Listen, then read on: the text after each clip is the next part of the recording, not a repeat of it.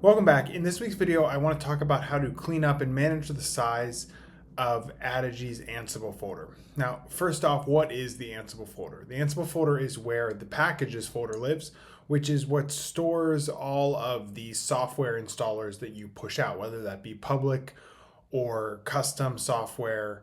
It all gets stored in there. So this becomes a problem because Addigy is not great at cleaning up after itself, and so that folder will balloon in size, leaving all of those old packages behind. So let's go and take a look at that first and foremost, just so you can see what I'm talking about.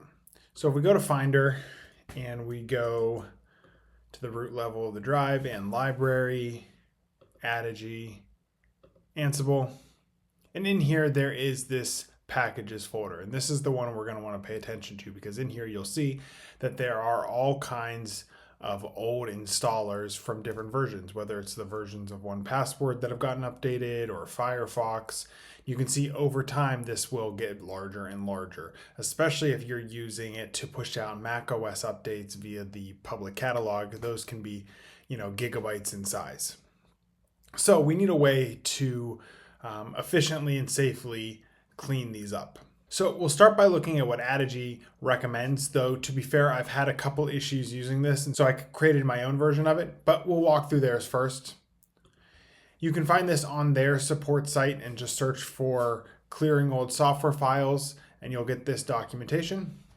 And it's going to walk you through creating a maintenance item, then running this script, which will clear out, or is supposed to clear out, the LAN cache and the Ansible packages folder. I've never had too many issues with the LAN cache folder, so I typically have been leaving that alone.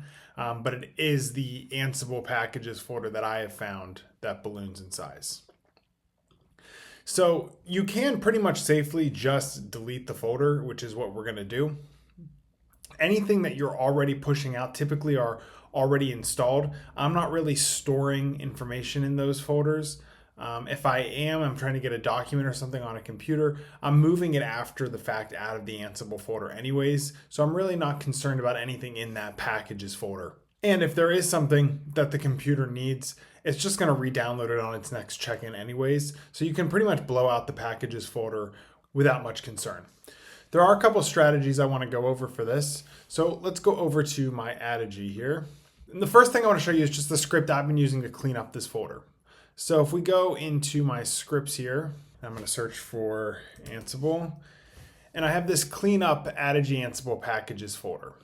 And what that looks like is a very simple checks to make sure the directory exists. It echoes that it's going to clean up the packages folder, and then it's going to do a simple rmrf of that packages folder. The key here is making sure you have this wildcard star in there. That'll take care of anything after packages. Now, with anything using the RM command, testing is your friend. You definitely want to make sure you test this on a couple of devices that you don't care about the data on, just in case you have a typo or something goes awry. With the RM command, it can be very powerful, and so you can accidentally find yourself deleting a lot of things you don't want deleted. So make sure you test anything you're doing with this before you deploy it to your fleet. Now, speaking of deploying to our fleet, how do we want to leverage this? So we certainly can, on a one-off basis, just run this on computers via Go Live. So by coming in here and searching for Ansible and clearing out the packages folder that way, you certainly can do that. There are some other ways you can do it. You could create a maintenance item that is going to run that on a schedule. So the way we would do that is by going into our catalog here and going into maintenance. And I do already have one created. So this is going to come in and clean up the packages folder every month. And we're going to go into edit just to take a look at that. So basically that's going to run that same script we just looked at, but it's going to run it monthly on the 15th at 11 a.m. and keep those cleaned out. Now that may be too aggressive, and you may want to have a little bit more finesse to how you're pushing it out. So another strategy would be to use a custom fact. And from there, once we have a custom fact, we can either do a flex policy or a monitoring item. So a custom fact for this would look something like this, what I have created here. If I go into my custom facts, and I have one called Ansible folder size. And what this does is this checks the directory size for the packages folder. And then it's going to use the du command to report that size in kilobytes. And then I'm going to use the awk command to convert that to gigabytes and print the gigabyte size. So I have that created and I have it reporting as a number. And so if we just go and take a look at it on my computer, we can see that the Ansible folder size is reporting 6 gigabytes. And we can check our work here by going back into Finder, doing a Command I on the packages folder, and see that, yeah, it's reporting about 6.5 gigabytes. It's rounding down to 6. So what you could do is you could create a monitoring item. If we do new here, you can call it whatever you want. So you could have the trigger be the Ansible folder size custom fact we created. And we want that when it is greater than or equal to, and in this case, we'll say 5 gigabytes, but you can make that 10, you can make that 50 gigs. It's kind of up to you and what you are comfortable with. For this example, we're going to say the size is greater or equal to 5, and we're going to have it deploy a script. It's just going to be that script I already had to clean the Addigy Ansible packages folder, and you could save and deploy that. Now, you could also do this by creating a flex policy. And what that's going to do is that's going to give you a bucket where you can be able to see what devices it's happening on if you want a little bit more granular control. You could do that by going into policies and creating a new policy. And from there, you're going to want to turn filters on, turn on auto assignment, create some filters. First, we're going to say that the device model name contains Mac. Then we can use our Ansible size,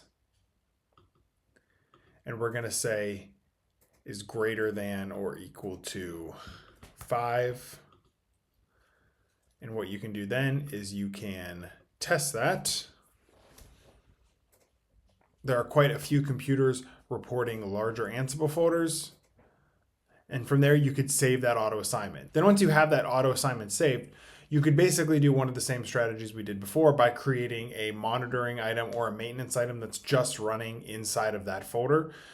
Or you could then, if you wanted to just do a more manual remediation or manually running that script device to device, you could just go into the devices folder and see the list of, hey, here are the computers that are reporting it. And from there, you would be able to remediate those. The last thing we'll do is I will just show you exactly how that script looks running it on my computer. So if we go back to my computer here and we go to scripts, and I'm going to again search for that Ansible command. Yep, clear Addigy Ansible packages folder, and I'm going to send that to my computer. I'm going to run that now. First thing we'll do is go look at the history for it just to see what the output is. So you can see it says that clearing packages folder. And if we go back to Finder, we can now see that that folder is empty. But it left all of the other items inside of the Ansible folder that we do want alone. And if we do another Command I on that, you'll be able to see that it's now reporting a size of 0 kilobytes. I hope that was helpful. If you have any other questions about maintaining Addigy like we talked about today, or just about Addigy in general, or MDM, or device management, we'd love to help you and your business come up with a solution for that. I can be reached at Marshall_CIT on the Mac Admin Slack channel, Marshall@cranstoninc.com via email, or at cranstonit.com. Thanks so much for watching.